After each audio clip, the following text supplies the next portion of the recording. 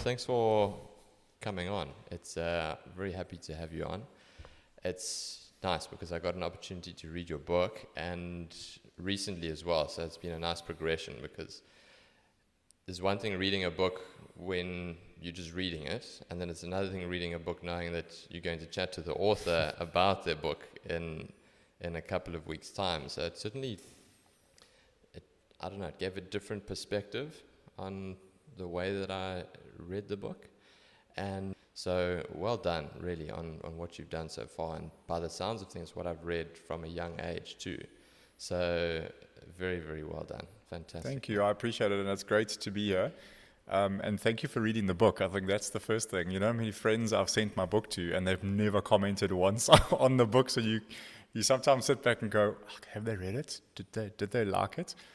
But I guess in anything that you produce, whether you're speaking on a stage or you're training people or you're talking to an audience, there's going to be people who resonate with it, who find it relatable. And there's some people who aren't, and that's okay. But the fact that you enjoyed it, I love that. And thank you for the compliments. I think with most people, like I mentioned in the book, if I look back over the years, at no point did I ever consider myself successful. Mm. In fact, every step of my journey has been a journey of self-doubt. And sometimes it's only when you stop and look back and you go, wow, like look who I was when I started and look who I am now. And I know I mentioned that the awards come, but even when you get the awards sometimes, you still can doubt yourself and go, oh, maybe I was just lucky. Mm. And it's actually one of the reasons I wrote the book was, I'm part of this entrepreneurs organization and I sit every month with 8 guys who've become like my buddies now, and they all run businesses way more successful than me. And quite often they have discussions about how they feel like they just got lucky. Yeah. And as human beings, I guess as part of this imposter syndrome, we doubt ourselves constantly. And whether that's an insecurity or a limiting belief. So to step back and look at your own progression on your journey of self-growth and to tap yourself on the shoulder every now and then is not a bad thing. No, exactly. And it's a healthy thing, I think. So let's go back to the beginning. You spoke about your family in the book, how you grew up. So to give some context to me and to the listeners, what did your childhood look like and how did it shape you in terms of the decisions that you make and the adult that you are today? I'll come from 2 angles. I was very fortunate and very privileged to have 2 loving parents, a loving sister, and a happy childhood all the way through. As I say in the book, I grew up as a fat kid. I was the biggest kid at school, and they were obviously, there's a certain way you view yourself when you're the biggest kid at school. But that apart, I was very fortunate to have amazing parents, like really amazing parents. My mom is loving and kind and patient, and my dad was loving and kind, but he was the businessman out there driving and building his businesses. And I was probably closer to my mom in my earlier years than my dad. Fast track down the line now, I'm probably just as close to both. But both had amazing roles in my life to play in terms of being mentors. My dad was always guiding me on the paths, and I even mentioned at one stage in the book that I didn't want to know what I wanted to be when I grew up. So my old man gave me a personality test, and the result was, well, you should be an accountant, and because he's your dad, you look up to him. I went and studied accountancy. I can't say I would enjoy doing it now, but I did it for the first part of my career, because I just was kind of guided that way. So that's the positive, was I grew up in a very encouraging, loving family where if ever I needed advice and guidance, I got it. The flip side of that is that when fast track now to age 35, 36, I've bought into the family business. I've sold a flat in London. I'm kind of like all in now on my 50% share of the business. And I found that I was still relying a lot on them for decision making. And I had to grow up quite quickly upon that realization. It was to go like, I'm 35, 36, and every time I'm making a decision in the business, I'm running it past my father because I see him as my mentor who's guided me, and you become used to that guidance, if you know what I'm saying. So I actually made a conscious decision at some point to stop asking them and just to start trusting myself. But of course, that's a journey of building confidence as well, right? Yes. So that's why I say, you see people today who possibly didn't have the parents and the loving support or the mentorship and the guidance, who end up doing so well in life because they've had to rely on themselves and their gut instinct, and they've probably knocked their heads a few times along the way, as opposed to me, who was probably protected and guarded and privileged. And so when I end up being in business, my crutch was always, I've always got somebody to ask. And a lot of entrepreneurs don't have that. Yeah. So positives and negatives, but way more positives than negatives. I'm just highlighting the one aspect of my journey where I had to go, I'm doing this now. I've got to actually be all in from a decision-making perspective as well, and just trust that I've gone through this journey of growth and I'm making the right calls. What was that process like of writing a book? Because it's easy for me to sit and enjoy and read the book, but the process and the thought and the trial and error, and it's something that's really, you put yourself, I can imagine, as an author in a very vulnerable position, because you have to disclose a lot, and you have to show the reader a lot about yourself as the author, which in turn makes it relatable, because if a person can relate to something, it means that they can learn and apply what they've taken from that book. So how was that process for you? So the actual process of writing the book, it probably took, like if I look back now, like the last 7 years of my life have probably led to this book. When I had the Durban Entrepreneurs Club, in fact, even before that, I was writing an email every Sunday night. It started out just to go to my staff. I just found like Sunday night, 7 o'clock, that carte blanche music comes on and everyone just goes into Monday blues mode. It's like the end of the weekend. Such a South African thing. Yeah, and then they'd come to work on a Monday talking about all the negative stuff that was on carte blanche. I haven't watched carte blanche for years. I mean, many, many years ago, I stopped watching it for that reason. So I decided, well, I'm going to write an email every Sunday night. And if they read it, they read it. If they don't, they don't. If they read it on a Monday morning, it's just a little motivational, short email just to give them something to think about for the week ahead. And that grew from 50, 60 people in my staff to the database that I created from the Entrepreneurs Club. And so ultimately that was going out to say 4,500 people eventually, and I did that for five years. And I got very little feedback off every mail. So imagine doing an email every single Sunday night. And if you're lucky, 30 or 40% actually open the mail. Yeah. And 1 or 2 people might go, oh, that was really awesome, thank you. But what I learned from it is that people were reading it, just because they weren't replying or responding. In fact, the weeks that I missed, and I probably missed 3 or 4 weeks in 5 years, I'd get more responses going, hey, we missed your mail. Yes. So when I didn't write, they told me that they missed it, but they were reading it. Because little instances, like I'd bump into somebody and they'd say, oh, I get your mail. And I kind of knew more or less who was in my immediate space, who was on the subscriber list. But I remember once I was at a property exhibition. I was talking for private property on their first-time buyers platform. And one of the ladies from the banks came up to me and said, oh, we get your mail every Sunday. I said, oh, did you subscribe? She said, no, but my CEO gets it and he forwards it to the entire company every week. And that's when I realized, like, you can put stuff out there. Just because you're not getting a response doesn't mean they're not reading it. So I started collating all these weekly emails and I started putting them into a Microsoft Word document, and I had quite a bank. And somebody said to me once, you should put that all together and form a book. So I tried, and I sent it to a publisher, and it was called Sunday Startup. And literally what it was 52 of these mails, one a week. And the lady that wrote back, she said, look, it was just after or before COVID, I can't remember. She said, I'm inundated right now, and I'm not going to get to this one. Yes. Basically, no. Yeah. So I just gave it some more thought, and I thought, well, let me put a proper book together. And I'd started with this presentation, Thoughtonomy, which was a title that I came up with. And I actually did my very first Thoughtonomy talk at an event at the Barnyard Suncoast Theatre to about 400 entrepreneurs, and it went down really, really well. But then, of course, we went into lockdown, and I never got the chance to do the talk again, and I didn't want to do it over Zoom. But I started using all the content when I was doing my daily Facebook talks during lockdown, and that went on for about 8 weeks. And the feedback and the response I was getting was really, really good. So I kind of combined the two. I took that talk, expanded on it with stories and experiences, brought in the content that I'd been writing from the last 5 years of doing these emails, and the process was actually quite quick for me. So I started in the January. I think I wrote 2 chapters. I realized I was bumbling along, so I went and got an editor or a book coach. And then he really, really helped me. And I think I probably wrote it in about 3 to 4 months. So the actual process of writing started a long time ago. But for about 3 or 4 months, was putting it all together with the help of the editor. And it was quite exhausting. You go through quite a couple of edits, and you're reading it quite a lot, and the editor's throwing things at you, and you're going back and you're arguing over points or whatever. He's got 2 editors that are also reading it so that he doesn't get too close and familiar with me. He's got 2 other people to bounce it off.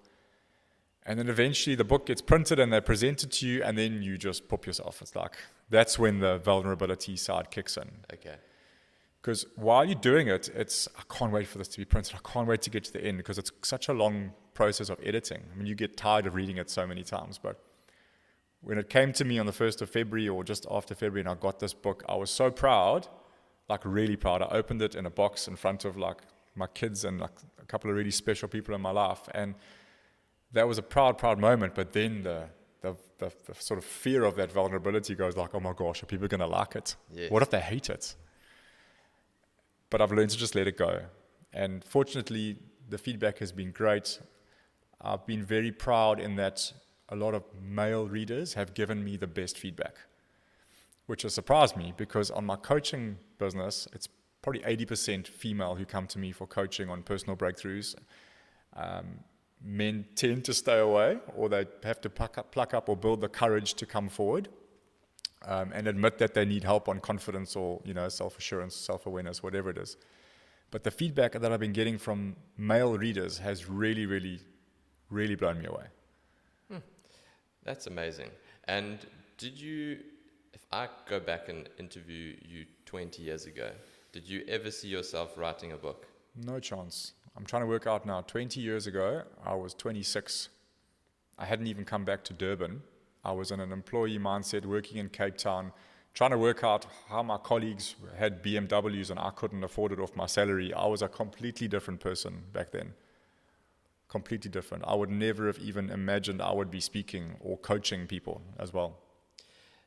It's something that a lot of people struggle with, especially now on social media, the days of social media. And I myself struggle with this personally, is comparing yourself to others. You mentioned it extensively in the book, and there's a lovely saying that goes, the comparison is the thief of joy. And it's something that can be really, really destructive to a person. It can be crippling, is probably the best way to describe it, because there's no end game with something like that. The more you improve, you're just going to compare yourself to somebody who's then that much better than you in your perception. There's no end game. It just continues, and you just continue to beat yourself up, berate yourself, riddle yourself with self-doubt. How did you overcome that? I'd not even overcome, that's wrong, because I think it's a constant thing. You don't overcome it. We're always trying to. How do you deal with it in a constructive manner? Yeah. Look, that chapter of the book was called Run Your Own Race. Everyone's on their own path, have their own journey. You're going to run it at your pace. I think as parents, we struggle with that as well. Like, we want our kids to be producing at a level that we want for them, but they're different human beings to us, and everybody has their own path in life. And it expands even more in the book to suggest that everyone has their own past as well as their own future path. So we can never judge ourselves against somebody else who's running a completely separate race to us. It's like I'm running the 800 meters and you running a 3-kilometer race. We're not going to start at the same pace. So the fundamental premise of the book is to go, well, who am I? What makes me happy? What do I want for myself and my life? What am I capable of? What's going to fulfill me? What's going to inspire me? What is my purpose? And when we know that is inherently individual to you. So for me, how I've dealt with that, and believe me, there are still many, many times where I sit back and go, wow, look at that person. They've got so much. Or look at this person. He or she's doing so well. And social media is the worst for this, eh? It's terrible. Because people aren't putting their worst days on social media. No. Everyone puts their best days, right? And I mean, how many times have you seen friends of yours probably who are putting relationship pics up, and then it a couple of months' time, they're no longer in a relationship, and you go back and you go, well, what was that all about? So we've got to be so careful that we're looking at other people and following their lives and then comparing it to ours, when you and I have completely different past experiences, we have completely different family backgrounds, we have completely different current family arrangements now. Agents in my office, that chapter I've used a lot with them. I get a lot of new people coming into the business and immediately feeling the pressure of having to keep up with the top producers in the office. But if I'm a mom with 3 kids and a husband, and I'm comparing myself to a single lady who has no kids and no family commitments, how can I possibly begin to compare the amount of time and effort she can put in versus me? Yes. So true success is relative to your own potential, but I think it starts firstly from what do you actually want to achieve and what is going to make you happy. So whenever I'm feeling like that, and even with this entrepreneurs organization, I promise you, Clinton and I, we traveled overseas with these guys and ladies, and we always meet up with the Joburg and the Cape Town business owners from those chapters, and I watch how they spend money in dollars, and I'll sit back and I go, wow, like it would be so cool to have a business that is that big, that when I travel, I don't have to worry about currency problems, exchange rates. And I used to come back from those trips and go, oh. But what I forget is that I'm also in a good position. I'm also in a very privileged position to be grateful for. It may not be as big a business as theirs, but inherently, am I happy? That's what I go back to. Like, if I'm happy, then I'm successful. Because if I'm happy, then everyone around me is happy. I'm doing a better job as a leader. I'm doing a better job as a father, as a partner, whatever it may be. So I go back to that. Am I happy? If I'm not happy, then I must take corrective action to ensure that I attain what it is that I want, but maybe I'm not achieving, but it can't be attached to money. Yes. You mentioned that you got a book coach to help you with Thoughtonomy. How important do you think it is to have coaches in other areas of your life? Be that, in my instance, a fitness coach, it could be a business coach, a life coach. How important do you think that is that people invest in themselves in that way? Hugely important. I could not be where I am today without the help of a multiple amount of coaches. When I got into running the family business, I realized very quickly that I needed to grow. My dad's an amazing coach, but I didn't want my dad to coach me. So I took on a coach who was actually a Canadian guy in those days. And he coached me for a bit, and I felt at that stage, he probably just didn't understand where I was at the journey. He was kind of pitching it at a level above me. I did get my dad did coach me for a bit. Then I've always found a coach that was suitable for me at that journey of my stage of growth. And it had to be someone I could relate to, who related to me. But more than anything, the value of having the coach is there's somebody there just to hold you accountable. We all know what we need to do, we just don't do it. And that comes through strongly in the book as well. And I'll give the reasons why we do what we do when we know there's a better way, right? Yes. So every time I've tried something new, I'm that guy, right? I go and find a coach. And likewise, I can't be a coach if I don't believe in the concept of coaching, right? Absolutely. 100%. So I've had 2 or 3 different trainers for myself over the years. And my clients, when they would ask me, what are you doing for the rest of the day? How's the rest of your day looking? And I'd say, no, well, I'm heading off to do some training with my trainer now. They'd say, what do you mean? And I was like, what do you mean, what do I mean? They said, no, well, but you know what to do. I said, yeah, but if I believe in the value of coaching, then surely I should invest in that coaching for me as well. You're doing it. You see the value in the coaching because you're coming to see me. I also believe in the value of that coaching. So I'm going to go and get coached by somebody else. Because everybody's got different ways of approaching things, different experiences and backgrounds. And it would be almost arrogant for me to think that I know best in everything. There's something that I can learn from that coach, how he runs his gym, his methods of training that might be slightly different to what I do, and that I can adapt that and take bits and pieces of what he's done and then apply that into my business. And I think also at the same time for them, finding out that I was going to train with them, that it was quite daunting because they were like, oh, wow, wait, I don't know if I'm really comfortable with this, because I don't want to feel like I'm being judged the whole time while I'm giving him these exercises. And, then that imposter syndrome kicks in, because now you're coaching a peer, and that presents a whole different level of imposter syndrome. For me to coach somebody who is unfit and has got medical conditions and they're looking to take charge of their life, it's quite easy.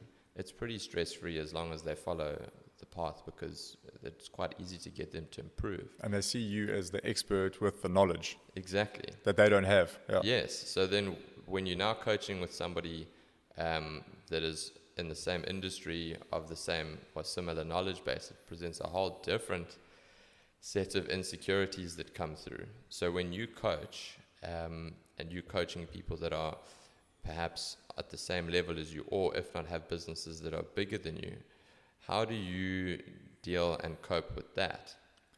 It's a constant challenge. And that's why it's like none of us are a finished product ever. So we're always improving. And there are times where someone inquires with me for coaching and I go, oh, do you really need a coach? Like, you've got a really good business. But what I've found is that if you just go through they wouldn't come to you if they didn't need you, first of all.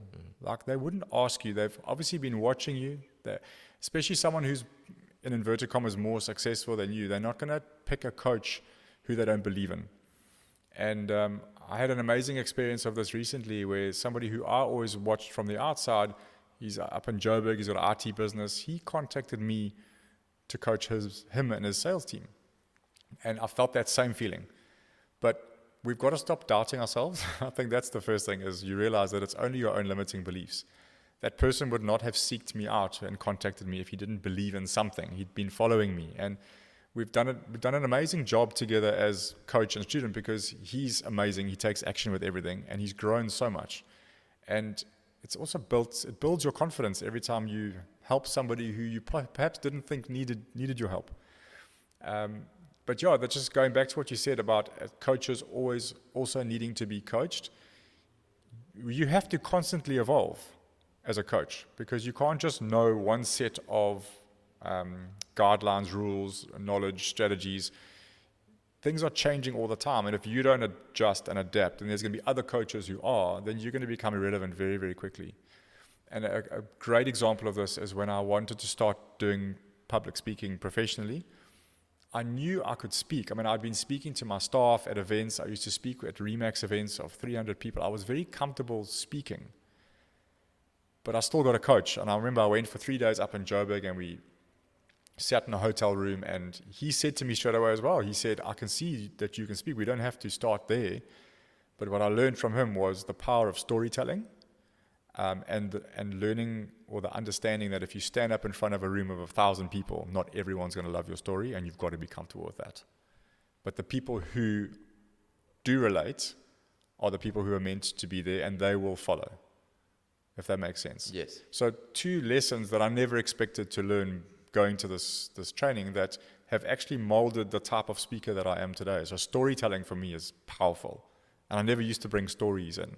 And I mean, if you've read the book, you'll know there's stories in every single chapter. Yes. So I just followed it with that, So, and that was me investing in myself again, because I wanted to get into speaking, not going, I know everything. Every time I take on a new coach, I will learn something new. Yeah.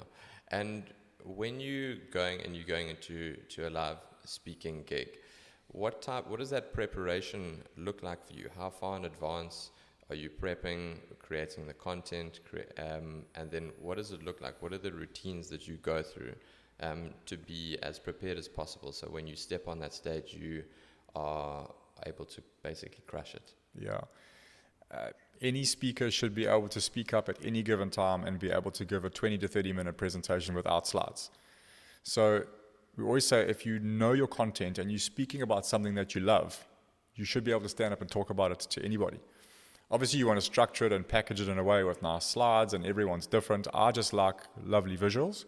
I don't ever have bullet points or points on the slide. I don't ever need to turn around and refer to my points. But the picture will spark for me a segment of the talk.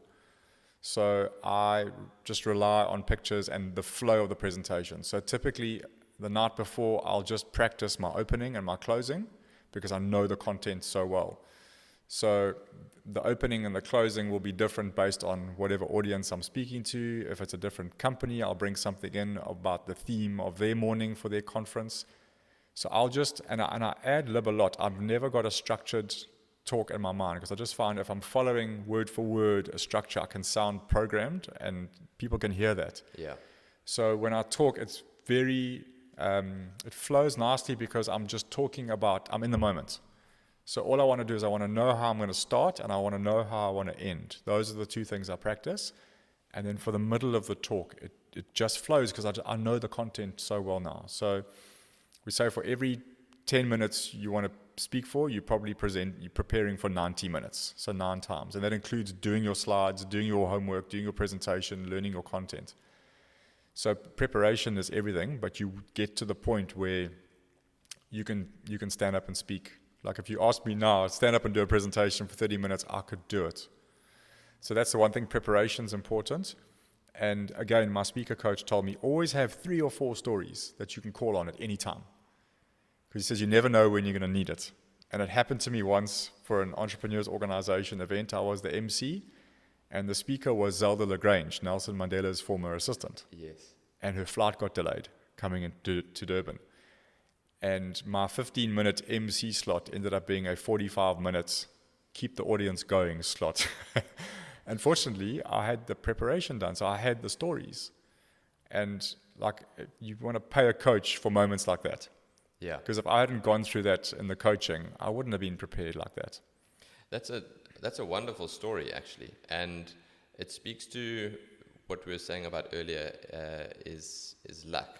And I think we all get lucky breaks, and the key is really to make sure that you're prepared to take advantage of that opportunity when it does come, like exactly. Well, you're in golf. You're in golfing, the Gary Player quote. Yeah, the more I practice, the luckier I get. Exactly. And I think it's such a way, it's such a mindset to have. To have that belief system that the work that you're putting in, even though you might not see the end result, it's you putting in the work to know that at some stage it's going to come to fruition. It might be something where you least expect it in the moment, like somebody is running late for a speaking gig and you have to step in, for example. And following a roadmap from a business coach, a life coach, a fitness coach, the reason why I've learned most people don't succeed in doing what I ask them to do, what I've learned from my experience, and I'd be interested to get your thoughts on this, is there's a lack of self-belief. So I said this to a client yesterday. I said, if I gave you a roadmap and I said, you have to do X, Y, and Z to the T for the next year, this time next year, you're going to have won 3 professional golf tournaments, and you would no longer be based in South Africa, or you would be based in Europe, earning euros. Would you do it? And he said, yeah, absolutely. Why wouldn't I? I said, exactly. Why wouldn't you? But what is stopping you is that for some reason, there's a lack of belief that even though, or there's a fear that if you go through that entire process, at the end of that process, you might not have ended up where you thought you would end up. And that's that fear of failure, which comes to, you mentioned it in the book many times as well. So I'd be curious to find out what you think of that philosophy in terms of following a roadmap and the reasons why people don't see it through to the end. Yeah, I think a big thing is it's the wrong focus. So a lot of people will focus on what they don't want rather than focusing on what they do want. Try and give an example. So if you take someone who's overweight, feeling unhealthy and unfit, and they're feeling flabby and fat, their focus is, I don't want to be fat. So they'll come to somebody like you and they might work for a little bit and they'll improve on their results, and suddenly one day they're driving and they go, oh, I don't feel fat anymore. And they stop. And then they go back into the decline, and they eventually get to the point where they go, oh, I'm feeling fat again. And they go, I don't want to be fat, so I'll go back to the personal trainer and I'll work. And then we get comfortable again and we go, okay, I'm not fat anymore. Because their focus was not being fat. Yes. But if the focus was, I want to live a fit, happy, healthy life constantly, or this is the type of person who I want to be and live my life in a healthy manner, it's a constant progression towards that. So I'm never going to stop. because the focus has shifted towards what I want rather than what I don't want. And with most human beings, that negativity bias is there. We tend to focus on what we don't want. It becomes almost an inherent fear of ours. So I try and shift people away from focusing on what you want rather than focusing on what you don't want. And you know what? It's unbelievable the number of times, even people in my own office, they don't want to be poor, or they don't want to be inconsistent, or they don't want to be X, Y, or Z. But when I ask them, what do you want? They struggle to tell me. Even something like, what would you like to earn? What do you want to earn? They don't know. They've got to really think about it. But they know what they don't want. Yes. They don't want to be poor, or they don't want to be short of money at the end of the month. So that's a lot of the work that I try and do, is to get people to focus on what you want. Because once you know what you want, then as a coach, we'll help them break it down. So that's what I try and shift in speaking to people. That's lovely, because I've got these bands made, expect performance, and then on the back it says TBT, which is thoughts become things. And it's exactly that. And the purpose behind the band is actually inspired by Lisa. She got these bands when she was au pairing in America a long time ago, called a complaintfreeworld.org. And the principle is that when you think a negative thought or say something negative or complain, you switch the band from the one hand to the other. So immediately, the first step is creating awareness of actually how many times we do it. Because we think the negative thoughts far outweigh our positive thoughts on a day-to-day basis. And even if you can reduce that percentage to something a little bit more symmetrical, positive to negative, it makes a profound impact on mental well-being, mental health, and then ultimately to success in whatever avenue that person is aspiring to be successful in. And it's been actually a massive hit. People, they also are prepared to then be vulnerable in the sense that we'll be training and somebody's got the band on. I wouldn't have said a word to them. All of a sudden, in between exercises, they're just going like this and they're just changing. And I'm like, oh, okay. It's working. Also, what happened there? Do you ask them? Yeah, I do. So what happened there? Is there something you want to share? And then it immediately just breaks down those barriers, and I think, okay, well, frame it like this, or it could be like that. And it's a nice way to also then get other family members involved, and they ask about the band.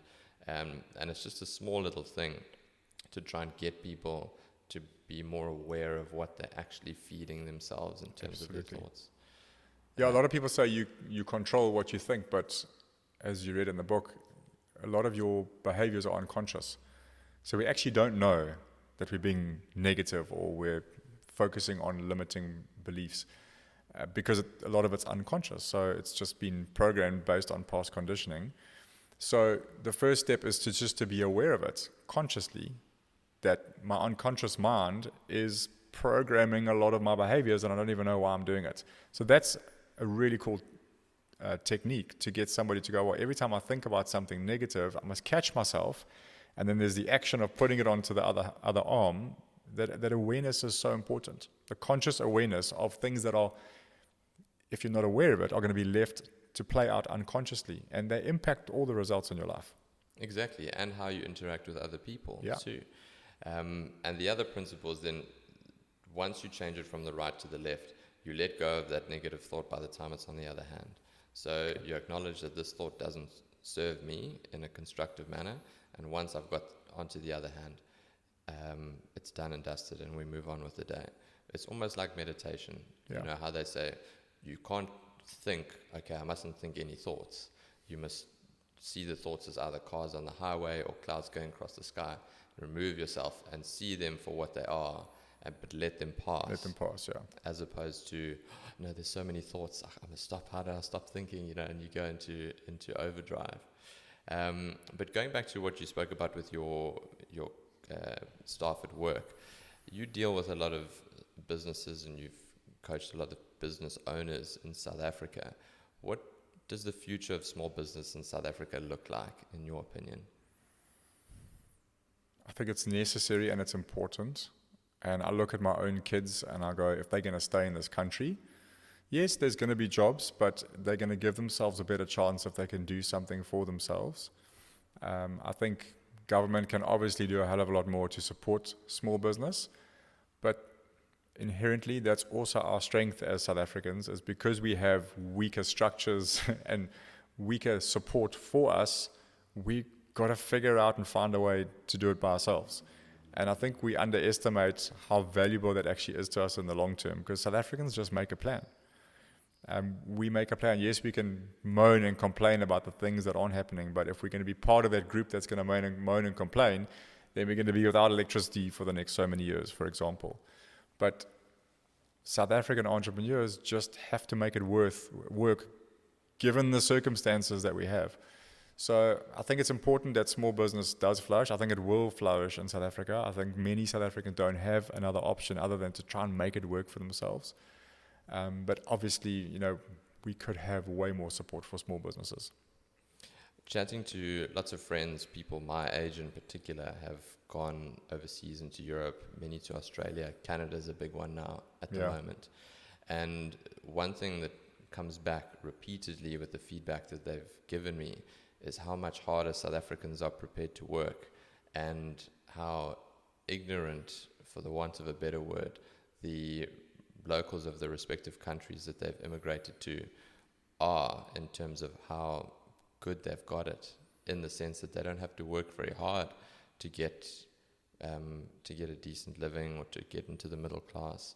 And they all come back and they say, it's been a massive strength that they've taken over overseas with them, is that work ethic, that ability to hustle, to think on the fly, to adapt all the time. So it's turned out to be actually a valuable skill that is very employable and readily wanted overseas. Yeah, when I lived in London from 1999 to 2004, I noticed that at a young age that South Africans were in demand. You did work harder. And I know even in my environment, I worked for the Walt Disney Corporation there in Hammersmith, and it was always the South Africans that were prepared to work longer hours. I don't know whether it was because we motivated by the rand to pound exchange rate, and a few little hours every day adds to your weekly wage bill, but it was evidence there. It's evident through my Remax organization.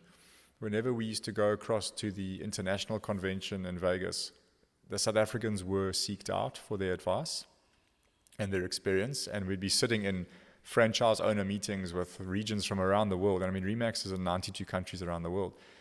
But the South Africans were always called upon to give experience. And they always looked at our programs and the things we'd initiated. And it wasn't long before I realized I always thought I was going to America to learn from them. But ultimately, 6-7 years later, I remember the president of Remax South Africa pulling me aside. And he said, "Are you looking forward to going to the convention?" I was like, every time I go, I'm going to learn something, and we're really doing it. And he said to me, "Why don't you go with a different attitude this time of how much can I go and share and how much can I go and give?"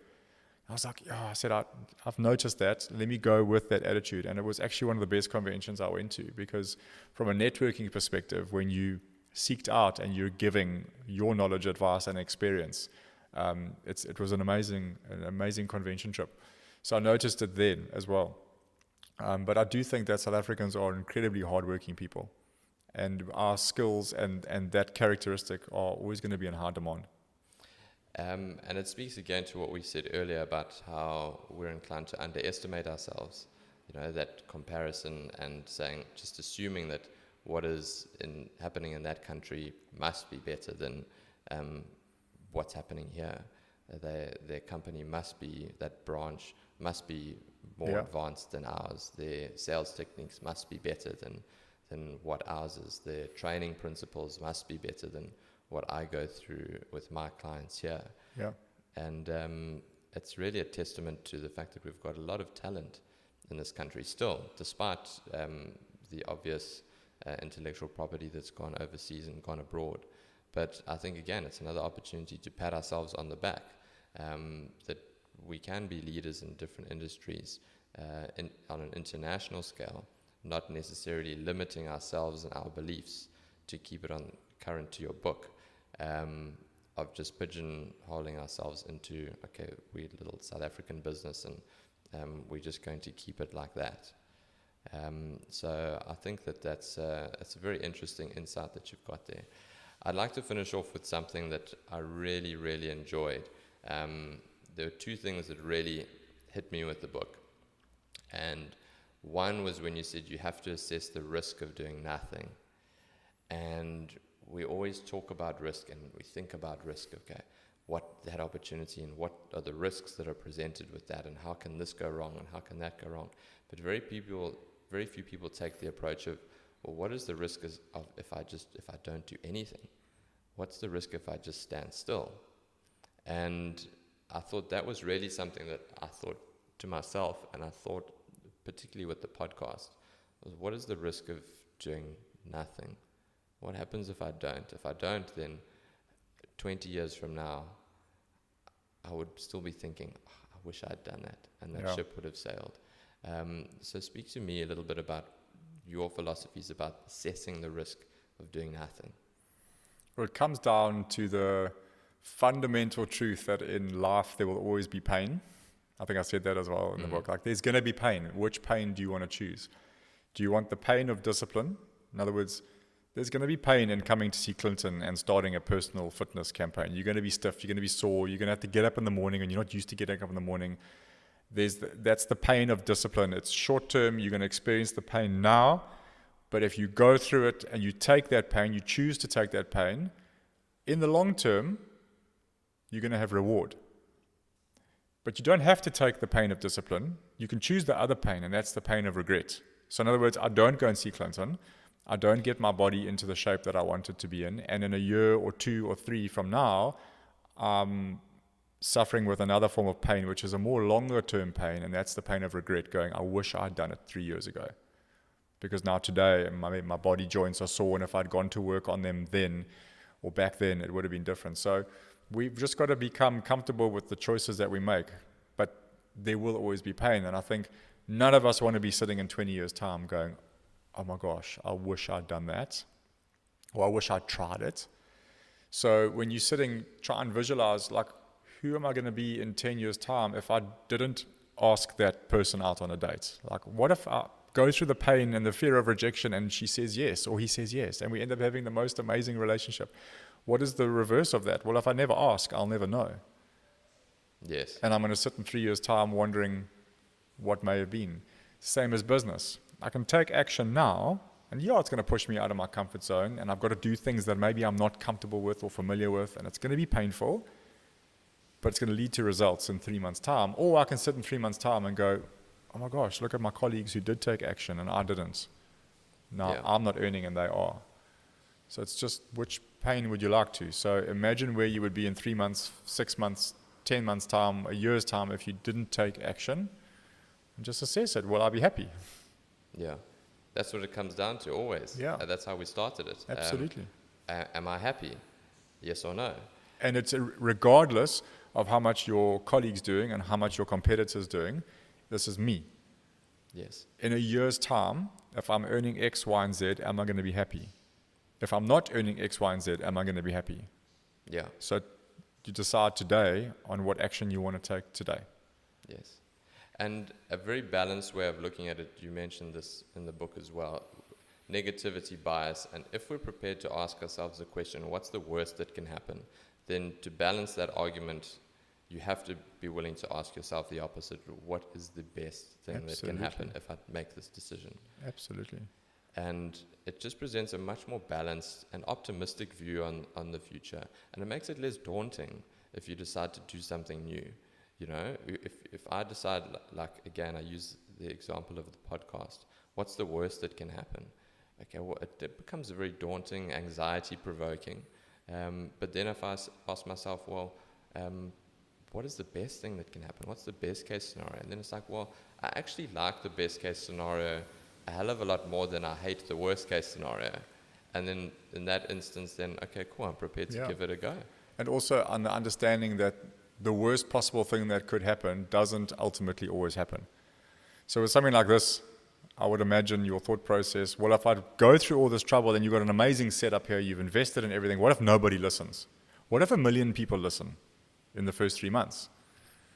You don't know until you try. Yeah. You know, so the worst case scenario is a fear that we put into our mind that actually often doesn't happen. Yeah. So agents phoning their databases, making calls, they always fear, Well, what if I bug my friends? Or what if I phone someone and they don't want to speak to me and they're upset with me? That very rarely actually happens.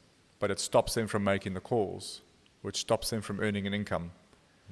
What if you phone 100 people and everyone was friendly? Yes. You'd probably do more calls. Yeah. Very interesting. And the second thing that I wanted to ask about the book is something that you mentioned almost as a pet peeve of yours, is when somebody says, that's just the way I am. Yeah.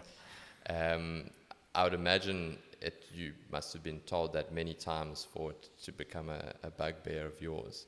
How does one get around that stumbling block of falling into the trap of saying, that's just the way I am. I can't do this, I can't do that. It generally comes at me when I'm trying to get somebody to change, or I'm trying to show them a different way of doing something, and they'll go, I can't do that. It's just the way I am. I won't do that. And then I go, well, as long as you're happy with who you are, that's fine. But you can't sit in front of me and say, I want to change and I want to be better, or I want better results, and go, oh, well, it's just the way I am. It's not. It's just the way you think that you are. You haven't tried yet. So for me, that's their little out. That's their little white flag of surrender, going, well, I'm not going to change. You're not going to get me to do that. Then I go, well, then you're not going to progress if you're not prepared to change. So if it's just the way you are, that's you saying to me, Grant, I'm not going to change. That's fine. It's almost like that's the end of the coaching session then, because if you're not prepared to change, then why are you sitting in front of me? You're here because you want to improve results, or you want to improve whatever it is, whatever aspect of your life. Otherwise, you wouldn't be sitting here. It's not just the way you are. It's who you think you are, or it's the way you think you are. Let's go to work on it, and let's try and think about it slightly differently. Sure. Very good. I think that's a lovely way to end our conversation today. Awesome. Lastly, for the listeners, where can they find you on social media, online, and obviously with a word about Thoughtonomy to finish? Yeah, I've got grantgavin.com is my personal website, so there'll be links there. The book is thoughtonomybook.co.za. Instagram is Thoughtonomy or GrantGavin_0. Facebook, it's Grant Gavin or Thoughtonomy. So if you just search for Thoughtonomy or Grant Gavin, you'll find it. The book is actually something I'm incredibly proud of. I never thought I'd say that. I did a first run of 2,000 copies, again limiting myself, going, well, if I get through 2,000 copies, then I'm happy. And those literally sold out in 5 weeks.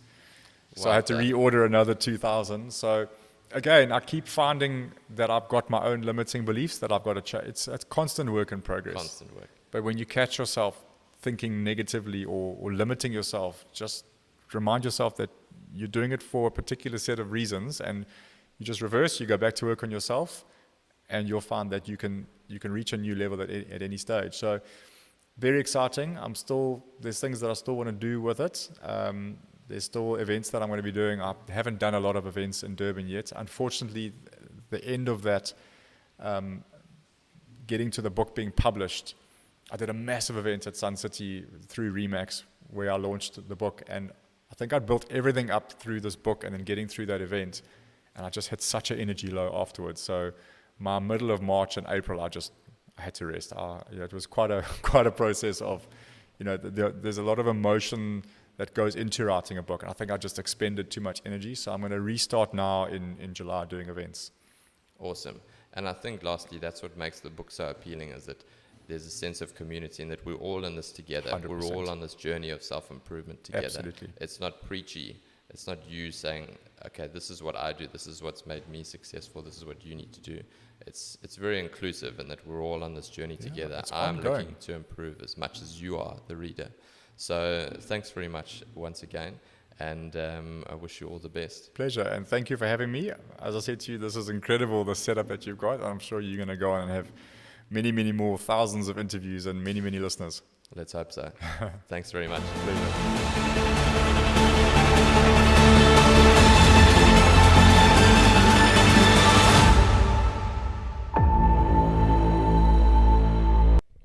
Wait, before you go. Did you enjoy that episode as much as I did hosting it? Please go on to Apple Podcasts or to Spotify, rate the show, follow the show, subscribe to the show, leave a comment and a review. Every little bit helps. The more reviews that the show gets, the more traction it's going to get, which means that the guests get better and better, the value gets better and better, and then we can continue to grow together and be better as a community. Thank you very much. Have a great day.